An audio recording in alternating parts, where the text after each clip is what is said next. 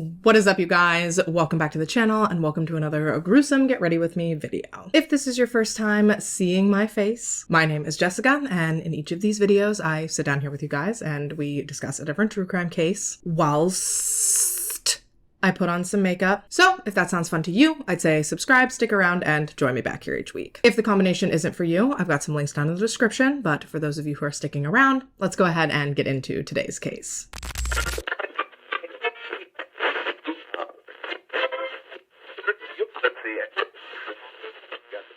All right, so today's video, it's a sad one. I mean, they're all sad, duh, but today's video focuses on a little girl, which, as a parent myself, cases that involve kids are always a lot more difficult to cover. Then, even setting that fact aside, just the amount of times that the little girl in today's story was failed by everyone that was tasked with protecting her, man, it makes what ended up happening to her all the more of a massive, just Donkey Kong-sized punch to the gut. Today, we're going to be discussing the tragic disappearance of 6-year-old Brittney Beers. This case was kindly requested by a sweet subscriber named Chrissy, so definitely a huge thank you goes out to Chrissy for making this video possible. And now, without further ado, this is Brittney's story. Okay, so we're back home. We're back in America today. Specifically, we're heading to Michigan, and then zeroing in even further, we're headed to a tiny little town right at the base of the mitten, known as Sturgis. Resting on just under 7 square miles of land, located in St. Joseph County, and hosting a population of 11,000, give or take, Sturgis, Michigan is more commonly referred to as the Electric City. And this is not due to its bumping nightlife, rather due to its municipal electric utility and hydroelectric dam. Fascinating, I know. But that's not all Sturgis has to offer. It's also well known for its golf courses, its lakes, and its Victorian-style downtown architecture. Oh, and it's also home to the Abbott baby formula plant that was responsible for the bacteria outbreak that caused the 2022 infant formula shortage. You know, in case you forgot that nightmare. And this last 5 years has just really been... wow. Anyway, Brittney Ann Beers was born on August 1st, 1991 in Sturgis to her mother, Tina Stetler, and her father, Raymond Beers, who went by Ray. Now, sadly, right away, like straight from jump, Brittney was born into an incredibly unstable family dynamic. Like, we're talking straight out the womb, shit was a mess. And sadly, Brittney wasn't even the only child wrapped up in all of this. Brittney had one half-sister named Dixie. Dixie was also Ray's daughter, and as you'll come to see, she got a way better end of the deal as far as being one of his children. And then as far as Tina goes, Brittney had an older brother named Joshua, and she would also eventually go on to have a younger sister named Autumn, both from Tina. Now, I don't know if I've ever mentioned this before, but I figure I'll say it here now. Typically, I'm not a big fan of the preface of step or half when it comes to siblings. That may just come from me personally having my own blended family, because you will never catch me referring to my husband and I's younger children as my oldest son's half-siblings. We're family, they're siblings. In my mind, that's all there is to it. That said, though, for the sake of brevity and the sake of trying to delineate Brittney's family tree to you in a way that's understandable and easy to follow, I kinda didn't really have any other choice. At any rate, all in all, Brittney had 3 siblings. She had a sister that she didn't live with, Dixie. She was 10 at the time our story takes place. And then in addition to Dixie, Brittney also had a brother and a sister whom she did live with, Joshua and Autumn, who were 13 and 3, respectively, at the time our story takes place. Joshua, Autumn, and Brittney all lived together, like I said. They all lived with their mom, Tina, as well as living with Raymond Beers' half-brother, James Beers. And why did Ray's brother, James, live with Tina and her children? You may be wondering. And the answer, my friends, is because we have evidently stumbled ourselves right into damn near a rerun of Carissa Boudreau's family dynamic. Yes, following the dissolution of Tina and Ray's romantic relationship, Tina ended up pursuing a new romantic relationship with Ray's older half-brother. She and James got together, they started dating, and ultimately they moved themselves, as well as Tina's children, into a small apartment in the Village Manor apartment complex located in Sturgis. And sadly, it would be just outside that very apartment complex where sweet little Brittney would disappear, just seemingly right into thin air. Now, despite having a very unconventional and, I'm just going to say it, downright undesirable upbringing, from the outside looking in, Brittney truly still seems like a completely normal 6-year-old girl. She had blue eyes and blonde hair, and she had just the most adorable little gummy smile. I think at the time our story takes place, she was missing like 3 or 4 of her front teeth, which is just like one of the cutest things and like silliest things about little kids. Like when they're missing hella teeth.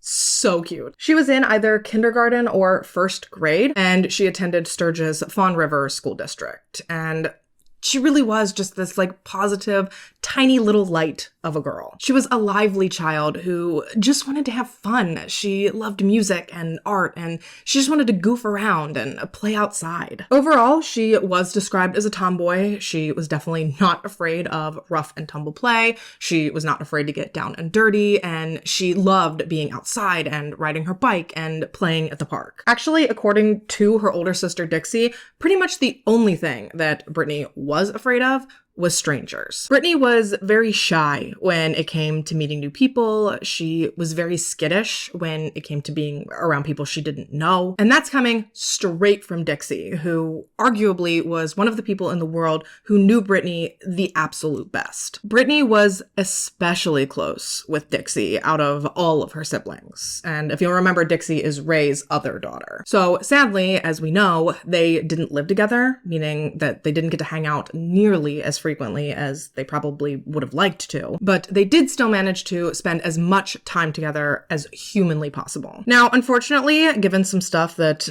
we're gonna delve more into later, Dixie's mom refused to allow her to actually go over to Brittney's or to hang out at their apartment. So instead, the two would typically walk and meet up at a local park where they would either ride their bikes together or play on the playground or sometimes even just sit there and talk. Mind you, this park, Geraldine Park, that Brittney would meet Dixie at, it was like a mile or so, give or take, away from the apartment complex where Brittney lived. Meaning that all by herself, little 6-year-old Brittney was walking a mile to and from her apartment complex alone just to hang out with her sister. And I don't know about you, but in my opinion, a mile, that is a long trek to make alone for a 6-year-old little girl. And while it's horrifying to think of that happening in the moment, in retrospect, it's beneficial to us now because most, if not all, of the personal information about Brittney that we do know to this day, pretty much all of that has come straight from Dixie. Dixie was Brittney's best friend, and she really seems to be the only person that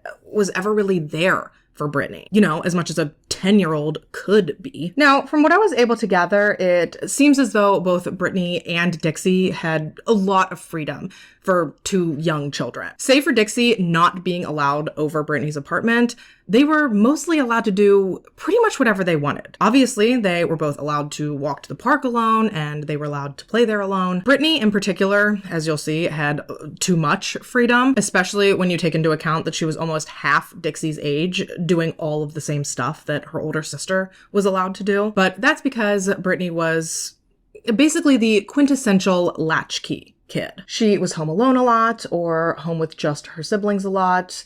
Oftentimes she would come home from school to neither Tina or James being present. And like I said, she was frequently allowed to go outside. Sometimes she was forced to go outside, but I'll get into that in a minute. But she was allowed out and she was allowed to go to the park or just to play outside the apartment complex by herself. And given my channel analytics, I feel like I'm not too far off in assuming that a lot of us probably grew up up, at least in this respect, similarly to Brittney. You know, from the outside looking in, it seems as though Brittney was just one of the streetlight kids. She was allowed to go out and to play to her heart's content, just knowing that she had to be home either for dinner or by the time the streetlights came on. An idea that sounds unfathomable now, living in the dystopian hellscape we all currently reside in. But like I said, if you grew up in the 90s, this just kind of was how it was. I'd say the majority of families throughout that era had two working parents in the home. So kids just inherently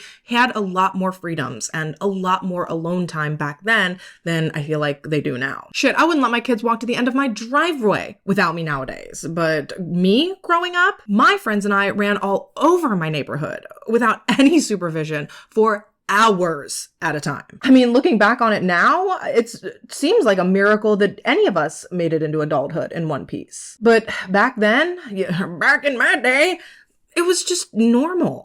I'm old. And for a while, I would assume that Brittney was decently content living like this. Honestly, she probably preferred being out and alone most of the time rather than being home in the apartment for reasons which I will get into later. However, on September 16th, 1997, devastatingly, things would take a unexpected and just horrific turn. I believe this all took place on a Tuesday evening. We're right at the very tail end of summer, and Brittney, dressed in a white floral shirt and pink shorts, as per usual, was outside playing in front of her family's apartment complex. Sadly, Dixie was not with her on this evening in particular, so Brittney instead was just outside playing alone and riding her bike when Tina decided to leave the apartment to run a couple of errands. And I am aware that what I'm about to say basically negates everything I just said in defense of 90s parenting, but even I feel like this was more than irresponsible on Tina's part. It was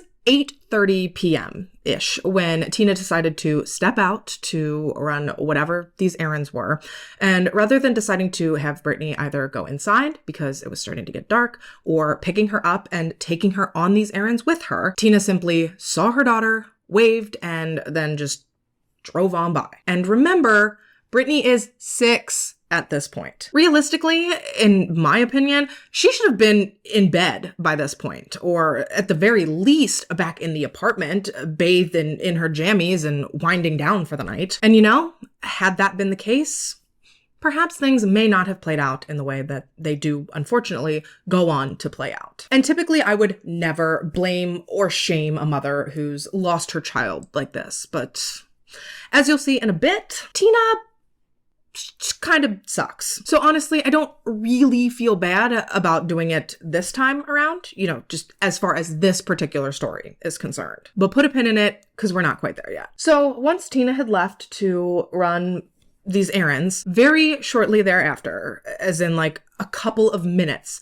after Tina was gone, eyewitness accounts place Brittney sitting on her bike talking to a random strange man in a random, strange vehicle. Now, it's unclear exactly where these eyewitness accounts come from. Some sources say it was her older brother that saw her talking to this man. Some sources claim it was a neighbor. Initially, I'm more inclined to at least want to believe that it was just a random neighbor that saw this versus Joshua having seen this. Because I would hope that if Joshua saw his little sister speaking to some weirdo that he knew she didn't know, God, I would hope that he would have gone over to her and been like, okay, Brittney, I think it's time to go. However, if it was just a neighbor, maybe the neighbor didn't realize until it was too late that Brittney might not have known this man. Now, personally, I find the idea that Brittney was peacefully sitting on her bike and speaking to whomever this strange man was kind of curious in and of itself, because as previously mentioned, Brittney was terrified of strangers. She did not like meeting new people, so I just wonder what this man was saying to her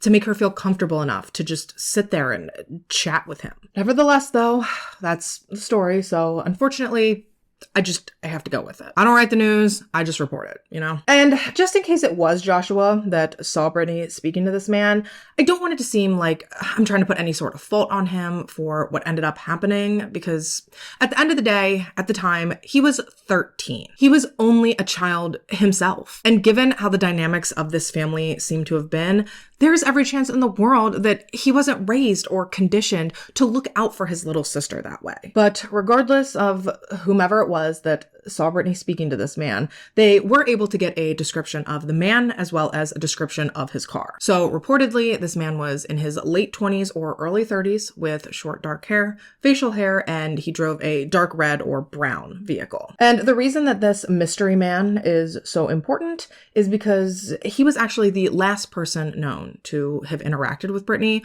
before she disappeared. Yes, sadly, when Tina returned home from her errands, I believe like just around 9 p.m., maybe a little bit after, Brittney was nowhere to be found. Now, when Tina got home and she saw that Brittney wasn't in the apartment, which I assume she was probably supposed to be at that point, she then sent Josh outside to go and track Brittney down because at first she didn't jump to like, oh, my daughter's missing. Like I said, Brittney was allowed / sometimes forced to stay outside for hours and hours and hours. So initially, Tina just figured Brittney was still outside playing. Sadly, though, as we know, when Josh went out to retrieve his sister, she was gone. And depending on how long Josh actually spent looking for Brittney, you'd assume that he would have been back in and telling his mom that he couldn't find her around, 9:30, 9:45 at the absolute latest. So then try this on for size. Why was Brittney not officially reported missing to the police by Tina until 10:30 p.m.? I'm sorry, but in my opinion, that is absolutely unacceptable. Girl, I'd have an Amber Alert out for my almost 13-year-old if I couldn't find him in 10 minutes. So a 6-year-old that hasn't been seen for almost 2 hours? That should be a full-scale national emergency at that point. You should not just be thinking to call the police. Not when you've known that she was missing for, almost an hour and a half now? Timing in these situations is so crucial. So waiting that long, in my opinion, is just downright irresponsible. Nevertheless, though, like I said, police were eventually called, finally, at 10:30 p.m., after which they finally assembled a search team and they began a foot search around the Village Manor apartment complex. On top of the human officers that were looking for Brittney, search dogs were brought out as well, and they were actually able to track Brittney all the way from the apartment complex over to a nearby convenience store. However, frustratingly beyond that,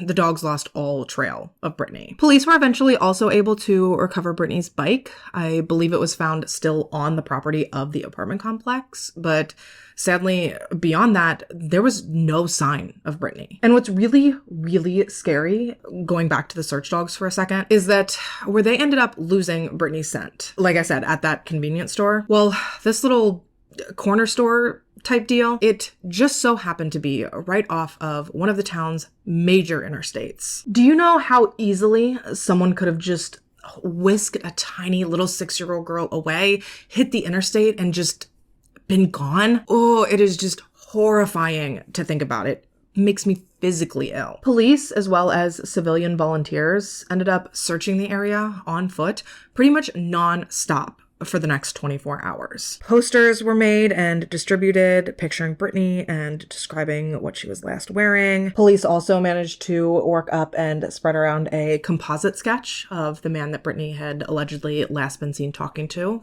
prior to her disappearance. But unfortunately, no matter where police looked, where they took the dogs, who they talked to, they just did not seem to be making any real headway into potentially actually tracking Brittney down. And what was even more concerning on top of that was that as the investigation wore on, police began to really peel back the layers of Brittney's family, ultimately unraveling some just god-awful things that Brittney was dealing with at home. For starters, remember when I said that Tina kind of sucked?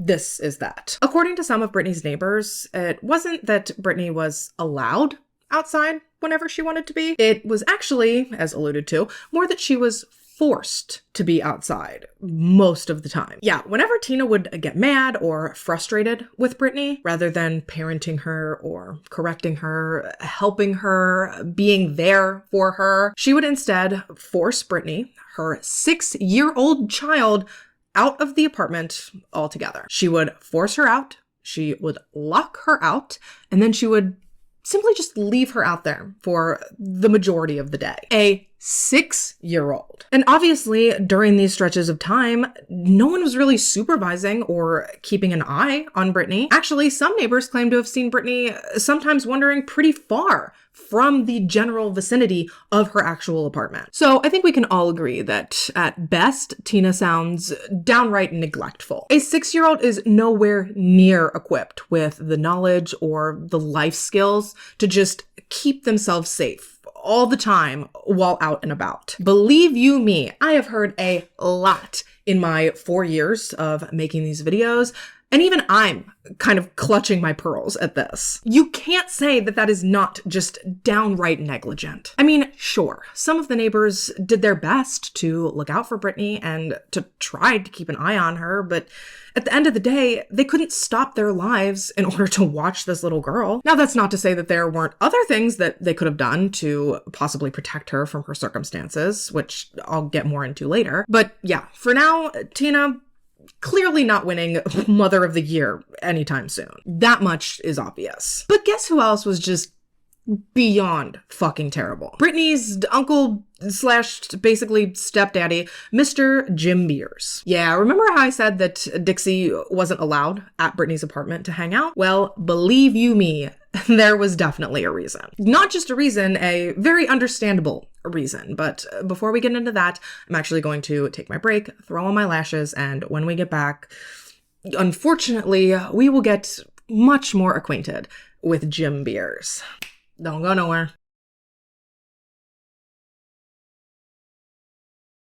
All right, so we're back, which regretfully means that the time has officially come for me to fill you in on why Raymond Beers didn't want his children around his very own brother. Well, one of his daughters, because for some reason, although Dixie was not allowed around Jim, Brittney evidently still was. Beats the shit out of me, but what are you gonna do? When it came to Dixie, though, both Raymond and Dixie's mother, neither of them wanted Dixie around James because apparently they both thought that he was just like a massive creep. Hence why Dixie was not ever allowed to be around him. But as alluded to a second ago, that does beg the question, at least in my opinion, why didn't Ray try to get Brittney out of that situation? You know, if he was so sure that his brother was unfit to be around children. And trust and believe, Jim definitely unfit to be around children. Not only was this man arrested for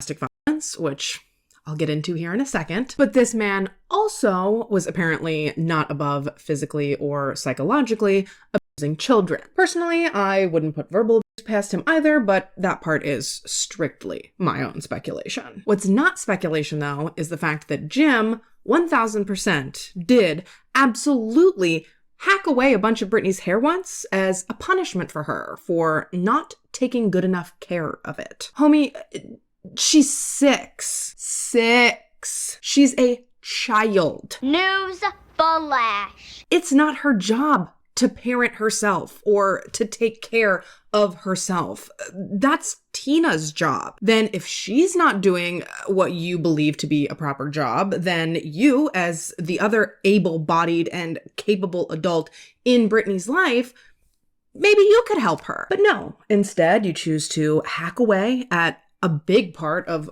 what makes a person them. Because especially as a child, you don't really have a lot of sense of self yet at that age. So to take away one of the few distinguishing characteristics that Brittney likely felt like she had, just disgusting, this man. And not that Tina's like a prize, really, but Jimbo then went on to further solidify his status as shitbag when very shortly after Brittney had disappeared, he and Tina got into a fight in their apartment, and Jim, old Jiminy Jim Jam, he straight up cracked old girl right in the dome with a glass bottle. Yeah, dude, homie sounds unhinged. A top-notch influence to have brought into your home and surrounded your children with. And again, I need it to be painfully clear that normally I would never judge someone that was in Tina's situation, but after Jim was arrested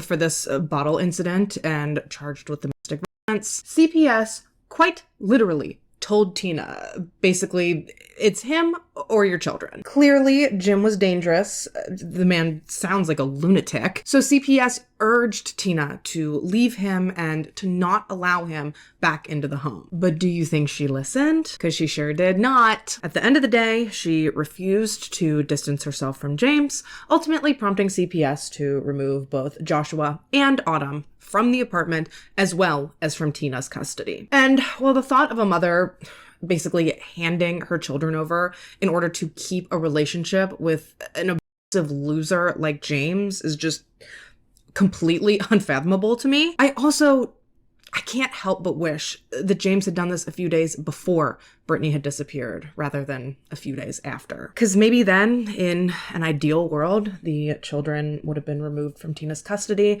before Brittney went missing. And who knows? Maybe if that had been the case, she would be present, accounted for, alive, and thriving today, rather than sitting idly in an almost 30-year-old missing persons file. Like I said, it truly just seems like everyone that Brittney ever encountered failed her to the highest degree. Tina failed her, Raymond failed her, Jim failed her, her neighbors failed her. Christ, even Josh's biological father, Kevin, he managed to completely fail Brittney in one of the most egregious ways imaginable. Yes, this is unfortunately going exactly where you think it is. It was 1995. Kevin was babysitting for both Joshua and Brittney one night so that Tina could go out. Josh would have been 10 or 11, and Brittney would have been, 3, maybe 4? And while Kevin, alone with these children, responsible for their safety and well-being, given that he was the adult,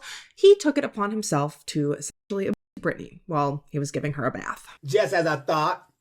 Trash. Now, thankfully, Kevin was eventually found out for being the disgusting mouth breather that he is, because Brittney, evidently, after this happened, started refusing to take her nightly baths. Now, some kids just develop anxiety around water. Some kids just develop an aversion to the bath. It doesn't necessarily mean that something horrible like this has happened. But as a parent, the responsible thing to do anytime a child starts randomly refusing a part of their routine is to try to figure out why. And so eventually one thing led to another, and crusty ass Kevin was found out. He was arrested for child abuse and sexual assault, and ultimately he was sent to prison. Personally, I wish they would have put him under the prison, but they didn't consult me when they were coming up with his sentence, because, I would have been like 2 at the time, so I mean, that would have been weird. At any rate though, like I said,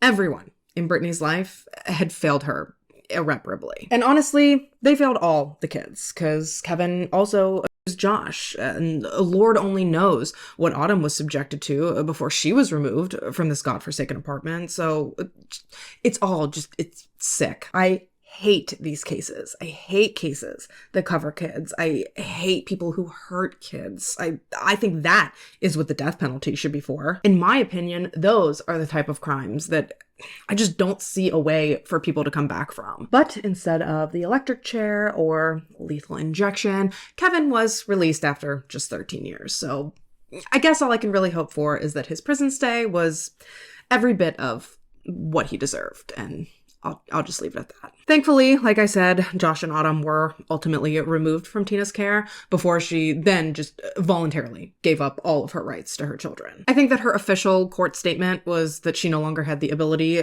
financial or otherwise, to take care of her children, and she instead asked that they be taken and given to family rather than go into foster care. So I believe Josh ended up with his maternal grandparents, and Autumn ended up with an aunt. And of course, sadly, at this time, Brittney was still legally considered a missing person, so devastatingly, she remained just completely unaccounted for. And sadly, for years beyond that point, there didn't seem to be so much as an inch of movement in Brittney's case. Police didn't seem to have even a whisper of a dream of tracking her down. That is until, fast forward, we're in Y2K now, and with this new millennium actually came some brief hope that maybe we might get answers as to what had happened to Brittney. Mind you, this was 3 whole years later, before police were thinking that they might be onto something. And all of this renewed focus on Britney's case was all thanks to a man named Russell Toombs. I say that just as a figure of speech, by the way, though, because realistically, Russell Toombs,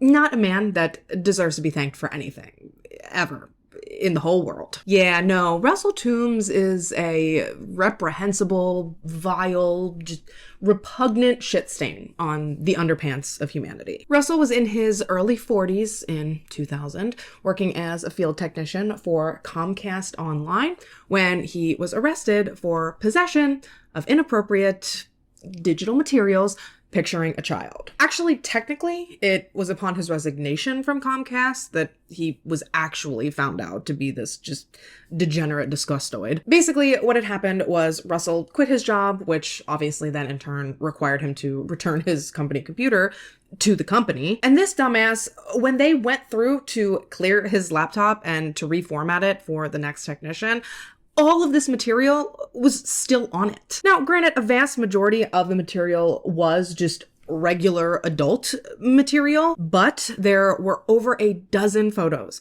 of a little girl who just so happened to bear a striking resemblance to Britney. Of course, it was impossible to tell just by looking at the photos if it was Britney or not. But what the police could discern was that the little girl appeared to be between 4 and 6, which is just horrific. Obviously, let's not lose sight of that. But she was also blonde with features remarkably similar to Britney's. And immediately, police were like, holy shit, is this Britney? Is this what happened to her? Was she kidnapped and forced into creating these disturbing images for sick sickos like Russell? Horrifying of a thought as that was, did that mean she was still out there? Did they actually have some hope now of using this image to try to track her down? Sadly, no. Within just a few days of looking into these photos and investigating their origin and attempting to verify if this little girl really was Britney, police sadly identified the actual victim, who, as I'm sure you've deduced by now, was not Britney. And when I say that sadly they identified the actual victim, please don't take that the wrong way. What I mean is that, one, there's an additional victim now. There's now this girl in addition to the one victim it would have been had it been Britney. Of course, I'm glad that justice was served and that this girl was identified and hopefully given the help and the resources that she needed. But with that, now the question remains, where is Britney? With the identification of this girl, police were left right back at square one with little more to go off of than just guesswork. That is, until 2015, when a brand new person of interest came to the surface. This time, however, instead of your friendly neighborhood internet serviceman, now police were looking into a youth sports coach from White Pigeon, Michigan, named Daniel Furlong. And there's actually a chance that that name might sound familiar to you if you happen to be familiar with the 2007 abduction and murder of 11-year-old Jodi Perrick. That said, though, if you're not familiar with Jodi's case, Daniel Furlong is the sack of absolute putrid crap that abducted, essayed, and murdered her. Yeah, man, fucking everybody in this story sucks. At any rate, where Britney and Jodi's cases then intertwine, aside from the obvious, not only do they look pretty similar, but both girls disappeared after going out to ride their bikes. Both girls were never seen alive ever again. And both cases also stumped their investigating police departments. We know Britney's case had been cold for almost 20 years in 2015, and Jodi's, by that point, hers was creeping up on a decade of being unsolved. And honestly, had Daniel Furlong not gotten greedy and sloppy and hungry for more, there's every chance in the world that it would have still continued to remain that way. However, in 2015, unable to control his disgusting urges, Daniel Furlong attempted to abduct a completely different young girl. He tried to force her into his garage to God only knows what fate, but thankfully this girl was able to escape before he was able to trap her. And not only did this girl get away, but she then went straight to police, who were very quickly able to track down Furlong and take him into custody. And girl, when police went to search through Furlong's home, since he was clearly up to absolutely no good, completely unbeknownst to them, one tiny crumpled up little piece of paper that they found in this degenerate asshole's nasty little lair, well, it completely blew the case and the question of what had happened to Jodi Perrick wide open. Within Furlong's home, police discovered a piece of paper that this man had quite literally titled Kidnap List. Yeah, Kidnap List. Kidnap List. Kind of like to-do list, but instead of tasks around the house or errands that one may be hoping to complete, this list was instead to help keep old boy organized in the event that he decided to kidnap a child. I don't like that. And it was this list, along with other concerning items that were found around Furlong's home, that not only raised the question of, did this man have something to do with Jodi's death, but police also quickly connected the dots that maybe, just maybe, could this man have something to do with Britney's disappearance as well? Now, Furlong would go on to plead guilty to Jodi's murder, and he fully confessed to all of the awful things that he did to her. If you would like me to do a whole video covering Jodi's case, by all means let me know, but for now I'm gonna spare you the details. However, despite his full confession to Jodi's murder, Furlong has maintained his innocence since day one in regards to his potential involvement in Britney's disappearance. Now, of course, this may be because he really had nothing to do with it, or it may be because Jodi's body was actually located after her death, which made it possible to tie him to her death